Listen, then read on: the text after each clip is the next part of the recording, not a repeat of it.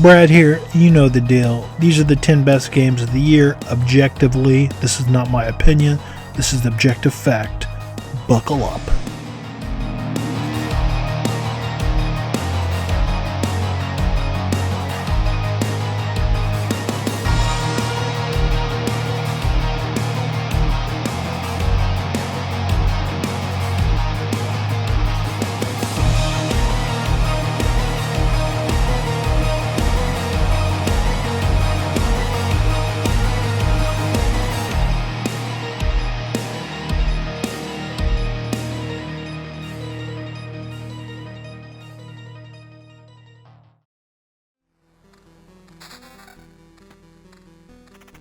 Number 10 on my list is Loop Hero.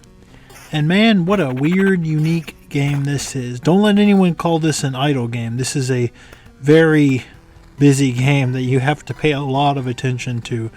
As your character goes around a loop and you're trying to balance your survivability with your ability to get stronger by placing tiles down on the loop that spawn types of monsters. And man, this is just probably the most addicted I have been to a game this year.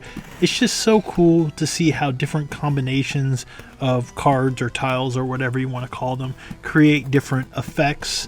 There's a lot of mystery to this game at first, but you know, the first time you place like 9 mountain tiles next to each other and it creates like a giant mountain which starts spawning harpies, you realize, oh wait, there's a lot more to this than I originally thought.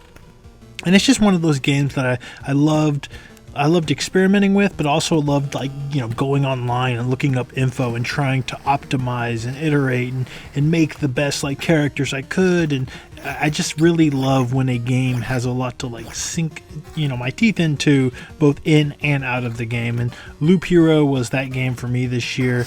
Just really unique, addictive game that I was really surprised. You know, at first I didn't like the look of it. You know, it just seemed a little too drab and simple and old, but after a while, like, you really kind of get into the vibe of the game. It really does work, especially the music. The music is kind of amazing. Definitely one of the better soundtracks of the year. Just definitely feels like a game that was made for me. I love builds. I love loot. This game's all about loot. You get loot like 90 miles an hour in this game. It's about deck building. It's about, you know, and it's tough, man. I really dig Loop Hero. Number 9 on my list is Lost Judgment, and yeah, it's another Yakuza game. I feel like these always end up on my top 10 lists these days, but that's because they've gotten so good at making these games. The writing and the localization has gotten so good, and now they're all fully voice acted in English, and that stuff is really good. And damn, if this isn't like also a really good improved sequel over the first Judgment, which, you know, had some pacing issues. It was a little too. There was some of the detective stuff that you did in the game, like telling people and chases and stuff. That, I mean, it was good, but it was a little clunky. And here they improved a lot of it, or, you know, there's just less of it, the stuff that's not as good. But so it does feel like better in that sense, but it's also what you're doing in this game. First of all, you're in the city from Yakuza 7, which I think is a much like bigger, more expansive, fun city to get around than Kamurocho. You have a skateboard to get you around faster, which is nice. And you know, the combat is better than it's ever been in a Yakuza game. I think they've been getting better and better and better. And this is the one of the first like Yakuza games where I really enjoy getting into fights, because I mean, I have 4 different stances. You can swap between them like so easily on the fly, like mid combo. Like, I can do like Tekken style juggles that use all 4 of my combat stances. Everything just flows good. The physics of kicking people around feels good.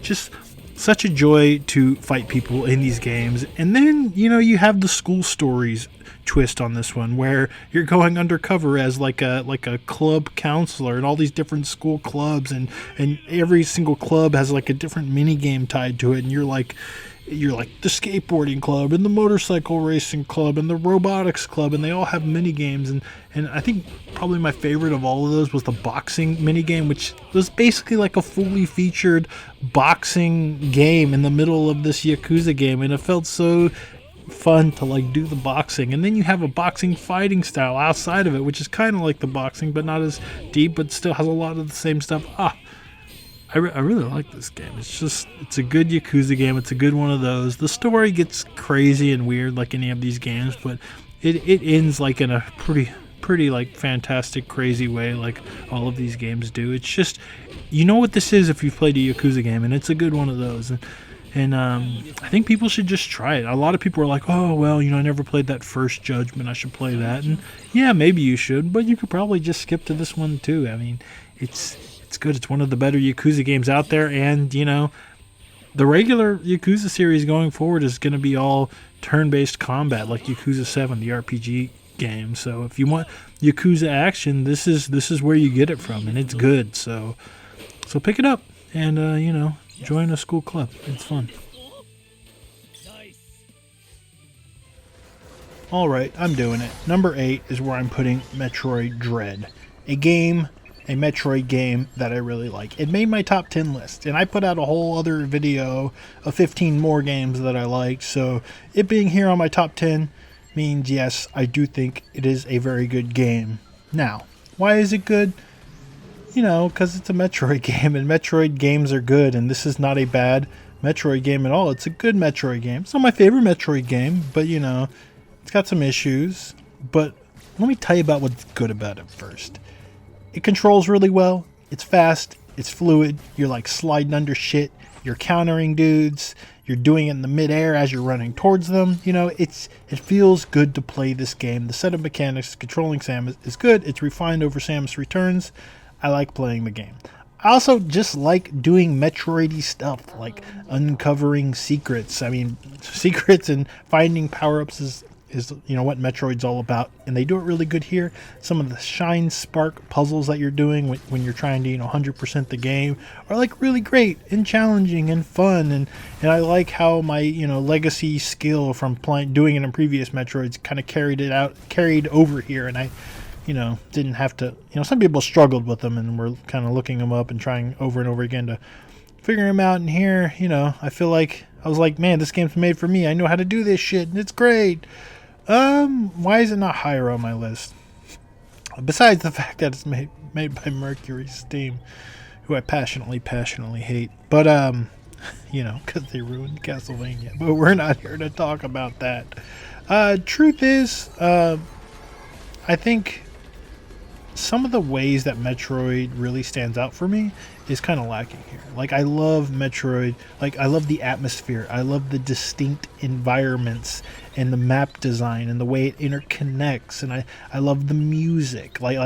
Being in that world, that organic, alien, crazy world is what I love about Metroid games. And here, honestly, I think that stuff is a little weak.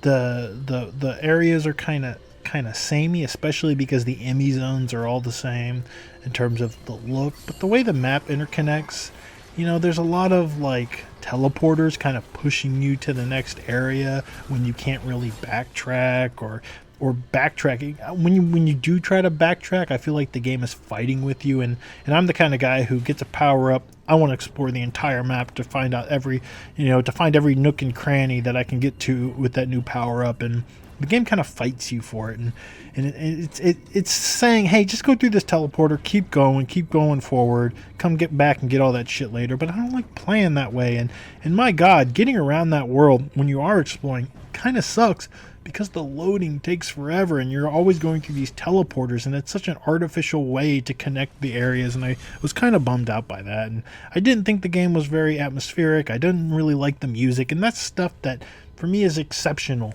in the best Metroid games. So ultimately, it's a good Metroid game. I did like it. I don't love it as much as some other Metroid games. I kind of expected this because some of the flaws of this game were also the flaws of Samus Returns, but hey, Mercury Steam, man, they can't make a 10 out of 10, but they got pretty close with this one. So bravo, Metroid Dread. It's good. I like it. Fuck you.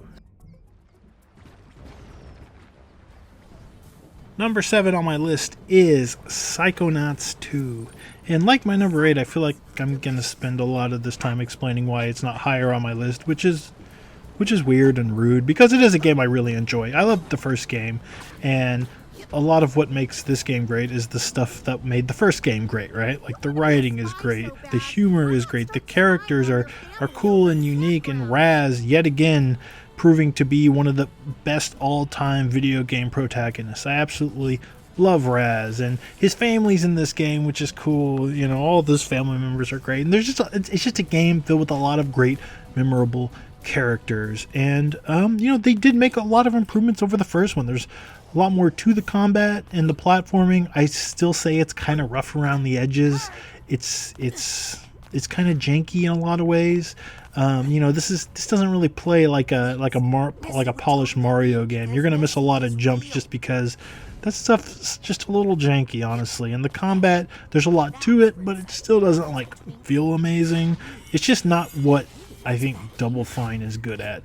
And but you know, the level design is still all really unique. You go to some crazy like places in people's minds. I think my favorite level was the cooking level, where you're doing this crazy cooking challenge. I mean, it's just such a cool level, but ultimately I don't think the levels are maybe as iconic as they are in the first game, with like, you know, the Milkman conspiracies and Black Velvetopia, and like, you know, the Napoleon level and Lungfishopolis. Like that stuff felt so like different and distinct and iconic here, and iconic. But here they're kind of like, a lot of the levels just feel like platforming levels with a different kind of vibe and look and story to them. But doesn't mean they're bad. They're still really good. It's still a lot more like unique variety than you'd see in a lot of other like kind of story driven platformers.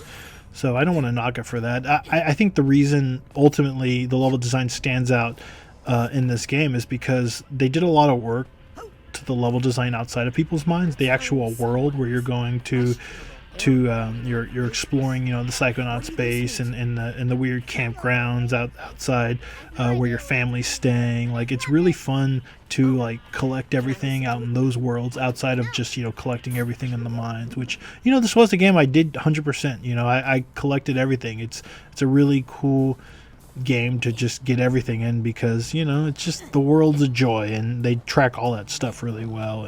And you know, it's Psychonauts. I love Psychonauts. I love the look. I love the music. I love the characters, and that stuff is you know, just as good as it's ever been, and it still feels unique and, you know, better than a lot of the other stuff out there in terms of personality. So that's why Psychonauts 2 is on my list, and you know, I love it, even if it's at my number 7. So yeah, play it.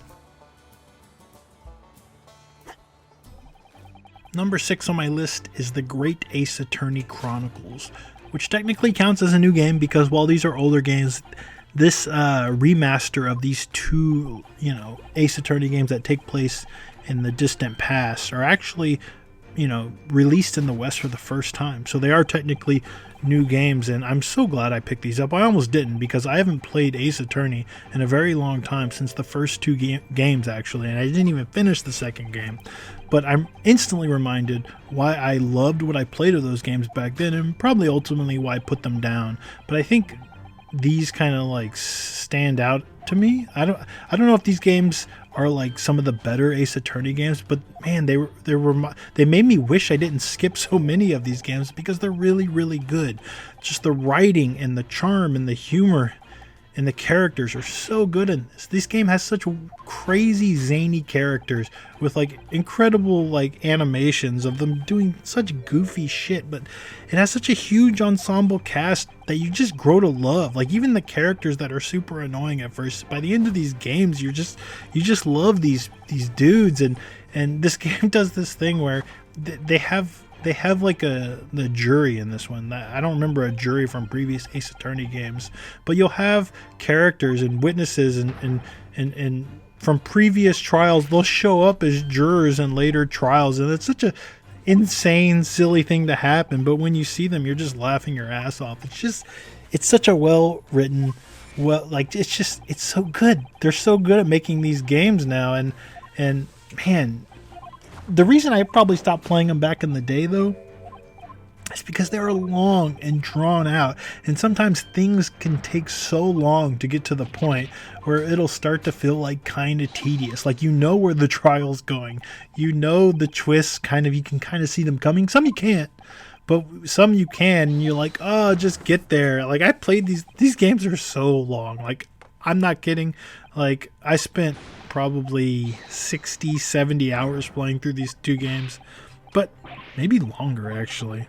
But it's worth it. It's worth it. I think where I would have put down like one of the older games, here they have this thing called story mode, which you can toggle on at any time, and it's basically the game will play itself, which is fine because these aren't really games you show up for the gameplay. In fact, it can be kind of like frustrating, right? When you kind of, because you can kind of see what's coming, you're like, oh, well, I know I'm going to need to present this, but it might not be the right time. Or you might need to like press a certain argument before you can get to the point where you can present the evidence that you know is important. And I remember in the past games, I actually spent a lot of time just looking up, okay, like what am I supposed to do to advance this forward? Because you just want to see the story. You want it to just keep going. But now with the press of a button, the game will just instantly start playing itself. It'll press all the right arguments and present the evidence at the right time, which is completely fine because the actual mechanics of being a lawyer has never really been really good in these games. And oh man, I don't know if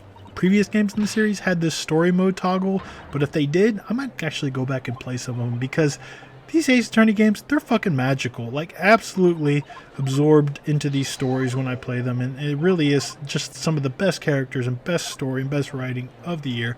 I love it. I love Ace Attorney. Damn, it's good. Number 5 on my list is Wildermyth. I think one of the most criminally underplayed games of the year. This game is remarkable. It is a, I guess, turn-based tactical strategy RPG. Kind of like, a Final Fantasy Tactics style grid-based battle system. But oh, so much more. This game is all about its procedural storytelling. It's narrative Legos, if you will, Ken Levine, where your characters, your party will get into these like random story events, these story vignettes that'll like dramatically change relationships, character personalities, physical attributes. Like your characters will get into these situations where they might become like, like I have a character slowly turning into a rock golem over like from act to act to campaign because of a dice roll I made in one story event. And it's cool because it changes the way they play in battle. It changes their personality. It changes like future story events, and you end up like caring about your character so much. If this game is kind of a lot like an XCOM game in terms of combat, where it's easy to die and you got to be careful, you know how you start to really care about your XCOM characters, right? Because they have little like moments in battle where maybe your sniper who misses a lot, right, saves the day with one lucky shot, right? Like these little moments happen in an XCOM game that make you really care about your characters. This game is all designed around stuff like that, right? Because these stories, both inside of battle and also the stuff that happens, in battle, does such a great job of making you care about these characters and there's relationships, and they'll become lovers and rivals, and you'll have children, and those children will have stories, and it's such a well made, like it's kind of remarkable. I mean, the combat itself is pretty simple. I will say I think the magic system is really unique, where all the mages will like infuse with objects in the environment, and those objects will let you cast various like elemental spells and stuff. But outside of that, it's not super unique. But it's the way that these characters will, like for example, if your character takes a death blow, right, you can choose to like, okay, well, this is where this character dies, but in his last moment, does like this all-out attack, which does crazy damage and kills the boss and wins the battle. Or, you can have them just take like mortal damage that will, they'll retreat, but maybe they'll lose a limb.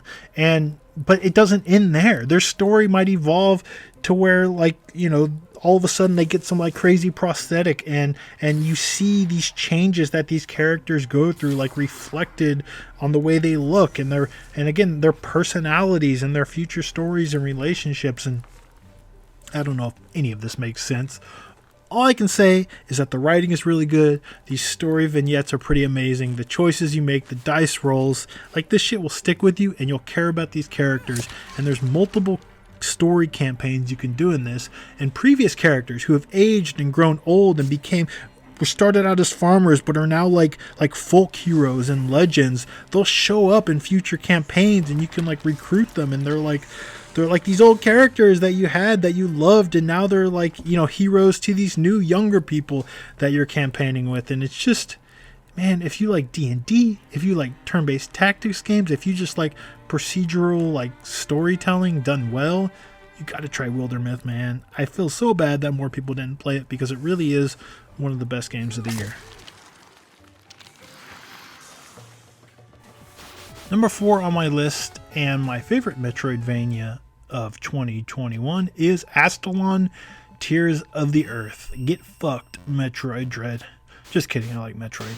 But I think the reason that this is so high on my list and why it stands out for me in 2021 is because this game has really, really good, intricate level design, and it's very challenging, and it's very tricky, and it's very like platforming and combat focused, and it has like kind of the Dark Souls style like shortcut, you know, but on a macro level and a micro level, where on any given screen you can be like unlocking a door or hitting a switch that like opens up, you know, like a staircase to kind of make getting through that screen just a little bit easier. And it's this chipping away at the castle or this environment that makes it so rewarding, where you're making these little like progress, these little bits of progress here and there to make it a little bit easier to get through the next time after you die, right? But then you'll come across these like bigger shortcuts, you know, like, oh, I've unlocked the next elevator or the next teleporter, and it's like when you get to those points, it's such a huge like sigh of relief,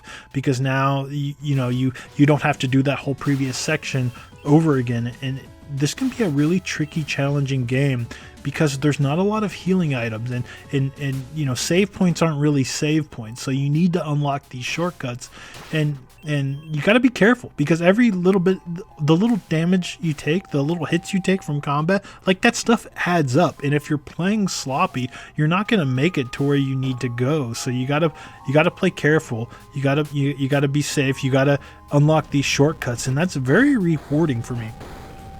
And man, the fucking secrets. There's secrets all over the place. You're fighting like hidden holes and walls and like little secrets and like major like mysterious secrets. It's just one of the best like maps to explore in 100% of any game I've played in a really long time, and it's just good and challenging, and you play as these different characters, and they're secret characters, and they all play so different, and you can level them up, and you have freedom to kind of choose how you want to level them up, and the music's good, and I love the look. This is just a really, really good standout Metroidvania. If you value level design and like a nice like challenge, and if you love secrets, my god, if you love secrets is probably one of my favorite, most underrated, best things ever of video games. This game has got secrets, like secrets like, I don't know what this is, but I'm going to keep going and I'm going to figure this out. And then when you figure it out, you're like, oh shit, that's crazy. And there's like explorations. It's just exploration, man. If you like exploration, you like secrets, you need to play Astalon Tears of the Earth. It's so good. Did I mention the music's awesome? I probably did. It's really great. Play it. It's probably, of all the games on my list, the one that I can't believe more people didn't play. So it's on Switch now. No excuses. It's on Switch. Play it. Number 3 on my list, no surprises, Monster Hunter Rise. It's a new Monster Hunter game. Of course it's here. I love Monster Hunter so much. It could have been my number 1 if it wasn't so easy, honestly. But, that's just a byproduct of how improved the new mechanics and controls are.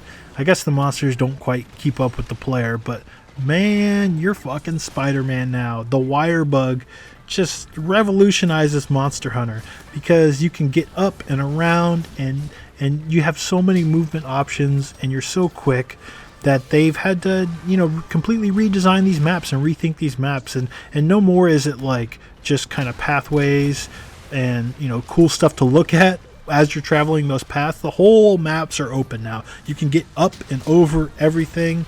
You can run on walls, and it's just so great to explore these maps. I feel like before I didn't really, like I still don't know what's going on in the ancient forest. Let's be honest, I still get lost in that fucking place. But here these maps, there's just such a joy to explore. I spent so much time just looking around them in ways that I've never looked around in a Monster Hunter map before, because it's such a joy to get around. And it's not just the wire bug, they have rideable dogs now. They have mounts that are so easy and fast to like get on, and it's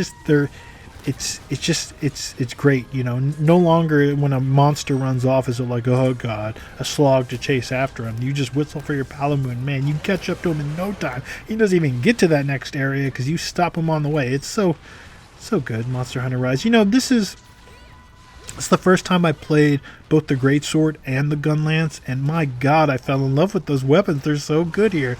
I love Rage Slash with the Greatsword, and the Gunlance is my baby now. Blast Dash is so great. Blast Dash just completely changed. I love Gunlance now because of Blast Dash. I can't go back to Whirl because it's not in there. I know it was in Generations, but not like this. Not like this. I'm a Gunlance main for life because I love Blast Dash so much. I love aerial shelling. It's so good. I'm addicted to the boom. But yeah, man, it's good. The good monster designs. Fucking Gosharog, am I right? Gosharog. It just feels so good to play. It's just the best playing game of the year. Like, I can't believe Monster Hunter plays this good now. Now I'm just waiting for Sunbreak to come out, the expansion, so they give me monsters that can keep up with that will beat my ass, because there's one negative, that it was a little too easy. That, and I didn't really like the crafting system for the accessories. God, I'm blanking. The talismans, but whatever. It's still great Monster Hunter experience. Probably doesn't stick with me as much as Monster Hunter World. I mean, literally that was my favorite game of last generation. But I love this game, and I can't wait for Sunbreak, the expansion that comes out this summer, because it's going to be so good. It's going to be so good. Did I mention how great the wire bugs are? Oh, so good. Number 2 on my list is Inscription. And man, this is wild. I wonder what footage we're going to show here. But, because that's an interesting topic. But whatever. Inscription, you probably heard about it. You probably played it. You probably dabbled in it. But only the people who've played all the way through it really know how crazy this game gets. This is easily the craziest, weirdest, strangest, most bonkers game of the year, and I absolutely adore it. I mean, I knew I was gonna play it the second I saw it, because I knew it was from the people who made Pony Island, which was, a cool game with a lot of weird twists, so I knew it was gonna be weird and twisty. I didn't know it was gonna be this weird and twisty, but Inscription's also a cool card game, a deck building card game, which has actually really cool mechanics. And I saw that trailer, and it looked dark and creepy and atmospheric, and there was cards, and I knew I was in. God damn it, this is my favorite looking game of the year from that Act 1 alone, because it is got such a crazy look to it. When you're playing cards with somebody on the other end of a table in a dark room, and he puts on these masks and his eyes are crazy, and it's just man, how do you talk about Inscription? It's just so good. I know a lot of people tried it and they fell off. A lot of people didn't like Act 2 and kind of where it went. But when I got into Act 2, I was also initially shocked and kind of turned off, because there is a change that you go through. But my deck building, card loving brain actually got really into like making optimized decks. And then same thing when I got to Act 3 and you're making your own cards. And Act 3, you get in such crazy moments and crazy boss fights that do such crazy things, which we can't talk about here because it's so spoilery. But man, Inscription has such a good look. The music is fucking wild. And the story and the characters, and it goes such weird, crazy places. I mean, I have to stop talking about Inscription. It was very nearly my number 1, but it didn't have my heart like the way my number 1 does. But man, everyone should play Inscription. It's a fun game to play and break, and the game wants you to break it, and it's just wild. It's so good. It's so good. My number 1 game, my game of the year for 2021, in a year where a lot of good games came out, is Chicory, A Colorful Tale. And if you know me, if you're in our Discord, and a lot of people are, you know I love this game. You probably knew it was going to be my number one. Man, I love Chicory. This developer's previous game, Wandersong, was a game I loved. You probably saw me talk about this in one of my videos like a few years ago. This is their follow-up. It has that same great charm and great writing and great characters. I'd say the vibe is a little different in this one because, I'd say it's kind of like a Night in the Woods meets an Animal Crossing, where you're in this world and in these towns and you really, these characters really kind of grow on you, and they're really charming. They're really well written. You want to kind of keep talking to them and exhaust dialogue. That's how good that stuff is. But it's also like deals with like serious topics, right? Some serious like issues, like very human, very real world. That's where the kind of the Night in the Woods like vibe comes in. And I guess Wandersong had some of that stuff too, but here it's a lot more present, but it makes it very relatable. It's funny, but it's also like, oh yeah, I get that. But man, I was kind of expecting Chicory to have all that stuff. As soon as I saw the trailer, knowing what I knew about Wandersong, what I didn't expect is that I would really care about this world from a gameplay perspective as well. This is a Zelda-like game where you can paint and color things, right? And I knew coloring was going to be like a very present part of the game, just like singing was in Wandersong. But what I didn't expect is that this game to be as long and meaty and in-depth and like creative as it was. Like, you start getting into these dungeons and you're like, oh, these puzzles are really well made, and you start getting new traversal abilities involving paint, where now you can like swim under paint, you can paint walls and swim up walls, you can swim in the water and rivers and in oceans, and you're like, whoa, there's a lot more to this world than I was originally expecting, right? And parts of the world that you didn't really look at as places to go, as places to traverse, are now like all open to you, and you're like, whoa, like there's a lot of cool secrets to find. And I 100%ed quite a few games this year where I just explored every inch and got everything. This is a game where I tried to 100% it, but like the world is so intricately put together. I'm still kind of scratching my head trying to find some of the secrets. I didn't quite 100% it, but like that's just a testament to how like well put together and well hidden some of this stuff is. And it's just it just surprised me on a gameplay level, and that's something I didn't expect. And late in the game, you get to a point where it's like, all right, do these 4 trials. They're in the 4 corners of the world. You could do them in any order, figure out how to get there. You have these abilities, and it's like, wow, this is like a pretty like deep, sophisticated like map and like gameplay design that now they just kind of trust me to go explore it. It was fun kind of going like, oh, that's why I couldn't get over here before, but now I can. This is really great. And man, I just didn't expect to like now just fall in love with like the characters and the writing and the story and that aspect. But then I fell in love with the gameplay, and I realized like, oh, this is like the whole package. I love this fucking game. And I didn't mention it yet, but the soundtrack, the music in this game is so good. It's composed by Lena Raine, who is the composer on Celeste, and I know a lot of y'all love that soundtrack. And if you love Celeste, that quality's here too, but there's more variety because there's like town themes that are like such different vibes than the themes when you're out in the forest exploring versus when you're in dungeons or when you're fighting bosses. I mean, there's bosses in this game that are just really cool moments. Just a really good game about serious issues, but at the same time, like, oh, charm. You can draw dicks. I drew a lot of dicks because, if you give me a paint tool, that's what's gonna happen. And you got people asking you, hey, give me a shirt design, or like design a new treat for our cafe. And of course I draw a dick, and then all of a sudden everybody's got dicks on their plates. They're all eating dicks. I didn't expect that to happen, but it was amazing. Damn it. This game just gets me. It's everything I love, dicks and all. So yeah, Chicory, A Colorful Tale. You should play it. It's really funny and charming and heartwarming, but also just a really good game to play. A complete package for me, and that's why It is my favorite package. Package. And that's why it's my favorite game of the year, damn it. Sorry if it's not cooler than, Returnal or whatever, but hell, I love it.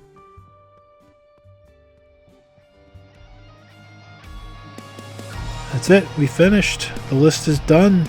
No other list matters, just this one. Well, and the other video I recorded.